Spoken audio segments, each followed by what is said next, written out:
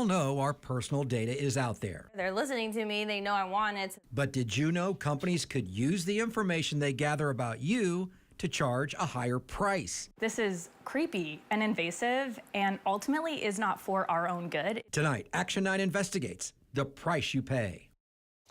Just doesn't seem fair, does it? Well, if you're an impulse buyer and a bargain hunter like me, this might get you fired up. Here's the deal, Martha. If you buy online, some are charging a different price to different people for the exact same item. Never have heard of this. It's known as surveillance pricing. Some call it price discrimination.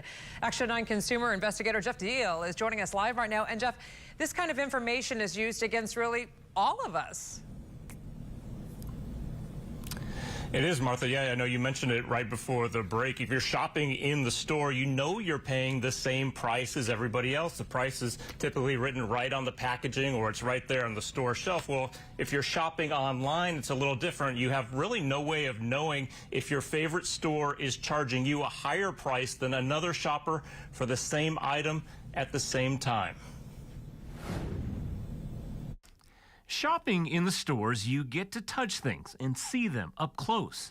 That's the way Valerie Salazar prefers to shop. I like to feel things and make sure it's what I want. And she knows the price she pays is the same as everyone else in the store.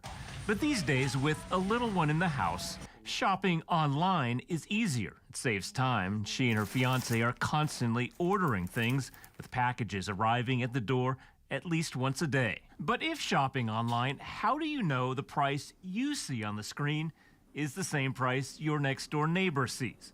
A little harder, right? Well, companies are using that online isolation to target different people with different prices. It's called surveillance pricing. Companies know so much about our online shopping habits. Companies have very, very granular, detailed, robust profiles about us as consumers. Sarah Gagan is with the Electronic Privacy Information Center, or EPIC. She said consumers could get charged a different price based on their shopping habits or history, demographics, geographic location, or a wealth of other personal information that retailers have on them. Well, this is why it's such a nefarious practice. You don't know. This is opaque. It's impossible to know for the average consumer. The Federal Trade Commission released initial findings of a study in January showing this is happening. It found the goal of surveillance pricing is to maximize profits by charging customers the most they're willing to pay for a product or service without them walking away. To try to catch it on camera, teaming up with our sister stations from around the country, we asked dozens of shoppers in 8 cities to check the prices of 6 different products, 3 times a day at some of the nation's most popular stores. Nearly all of the prices stayed the same the entire 6 days, but we did see some differences within our group on various items. Here in Orlando, for investigative reporter Shannon Butler, the cost of a grill at Lowe's went from $299 to $369 after just a few days. I mean, we checked those prices pretty much in the same office that day, and we had different prices. The question is why. For me and everyone else, it stayed at $299. One shopper near Atlanta, Georgia saw the same thing, and the price seemed to fluctuate depending on location, even places just a few miles apart. Our experts said it would be impossible to confirm the reason for price differences we spotted because the retailers use so many different factors in setting your price. And it is why we need regulators like the Federal Trade Commission to open up the hood and see what's happening behind these black box algorithms. Under the Trump administration, the current status of the FTC study isn't clear. When we reached out to ask about it, the agency had no comment.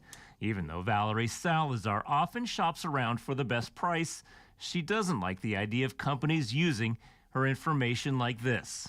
Never would have thought that, oh, they're going to charge so-and-so $2 cheaper than what I'm getting it for. So, not cool, I mean.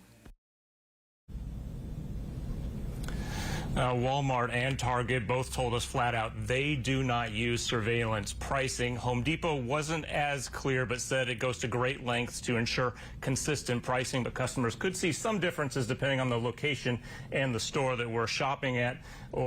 And then here at Best Buy and Lowe's, so far we have not heard back from those companies. We'll be sure to let you know once we do. Live in Orlando, Jeff Deal, Channel 9 Eyewitness News.